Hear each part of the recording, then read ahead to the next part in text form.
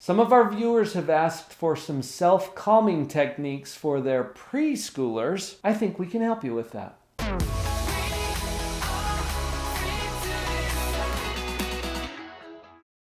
You know, young children really don't have emotional self-regulation, and so it's pretty common for them to be out of control. And so learning self-soothing techniques is going to take some time. Just expect that, and it won't be so frustrating to you when they just are throwing a big fit or having a meltdown. Wouldn't expect them to. Vicki, we've been doing these positive parenting groups for some time now, and as you have joined our groups and shared with us what's going on in your own parenting world, I've seen this very frequently where parents of very young children, especially if they're first-time parents, just aren't aware of what some of the developmental expectations are. I would encourage you to not freak out too much. When you've got a preschool child who is not very good at emotional regulation, that's not surprising. Right. Okay? So don't freak out too much. Now, there's still some things that you can do. And in fact, the research shows that children who develop secure attachments with their primary caregivers naturally learn self-soothing techniques. And this is because a responsive caregiver, and we want you to be one of those, okay? As a parent, you want to be responsive to that child's needs so that when they are emotionally tipped over, not if, when they are emotionally tipped over, they receive attention from you that helps to soothe them, and that teaches them what they can start to do to soothe themselves. Some of the research that I'm referring to has been summarized by Dr. Bessel van der Kolk. I got to go to a training for 2 days with him a couple of years ago, and we've been reading together the book The Body Keeps the Score, Dr. Bessel van der Kolk. And he has pointed out, and I think this is really insightful, that the secure attachment that these kids have has everything to do with their positive emotional development as they get older. This builds off of exactly what we just said, that having a responsive caregiver not only models for them, but helps them to get in sync with the way that their body responds to trauma or upsetness. And so holding them and rocking them, for example, this is a rhythmic movement that's connected with also physical proximity to another person. Sometimes we'll use a blanket or a binky, which is part of an infant's way to soothe itself, is to suck. It's a natural right from the very reaction. start, they've got that. And so you want sometimes encouraging that or giving them ways to use those natural soothing techniques like movement, rhythm, sucking is a good way to start. And music. You mentioned this earlier as we were talking about this particular video. Music can have a very soothing effect. And they're even showing that this is true sometimes in a prenatal environment. Like when the mom is pregnant and she's listening to certain kinds of music, that can have an effect on the soothing or the calming of the fetus even before the child is born. So you can introduce things like music into the environment. Now be careful with this, okay? Because different kinds of music will have different effects.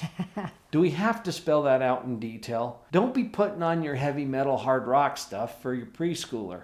You want to have something that's more rhythmic and more soothing to help them learn to do that emotional regulation. I think it's really important to realize that we get to teach. We're talking about self-soothing, which would imply that they're doing it themselves, but sometimes we have to teach them how to do that. One of the things that we can do is teaching a child how to manipulate their environment, maybe to go to a different place where they can be calm, or to take just kind of their own time out. This isn't a punishment timeout, but removing themselves from a situation so they can have a quieter environment.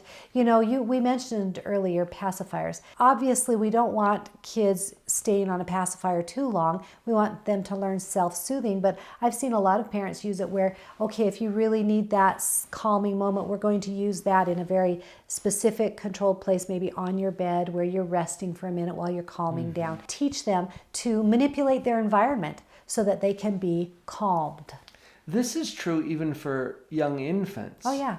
To have a little time out, to We do. Yeah, I start with kind of exchanges with babies in communication exchanges right from the very start. And if you'll watch a baby, you're cooing, you're doing the back and forth and smiling and cooing, and after a minute your baby turns away.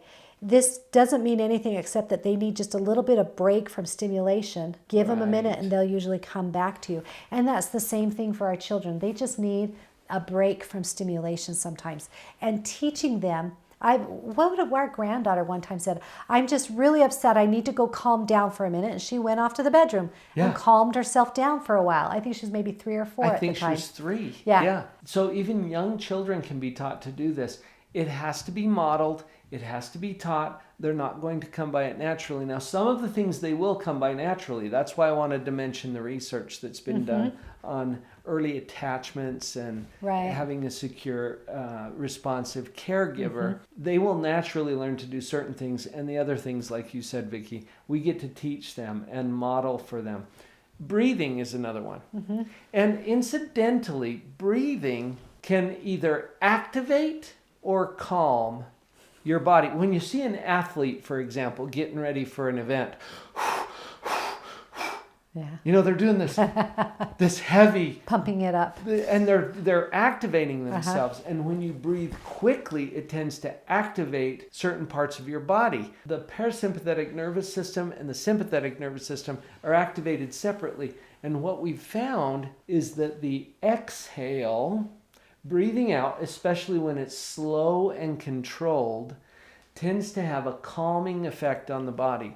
And this is something you can teach to kids. You might, for example, do some breathing practice with your kids where you hold up a finger and say, my finger is a candle. And we're going to blow it out very slowly. Ready? Let's blow. And you're blowing slowly. You want to slow down that exhale. And as you practice this with your kids, they're going to feel a natural calming effect.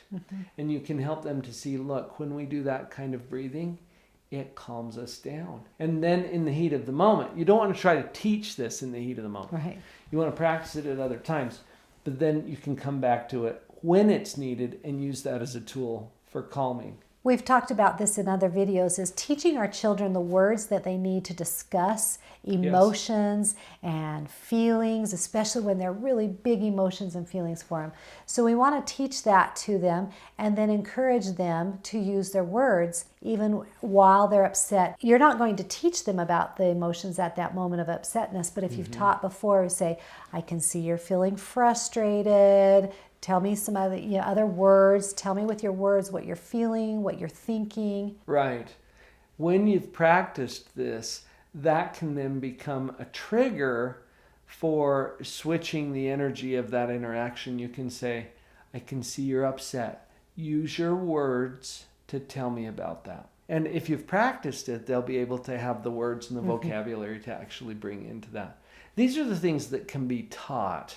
And some of it's going to come very naturally. Remember, let's go back to where we started, okay? Developmentally speaking. And we're focusing on preschoolers today. Young children.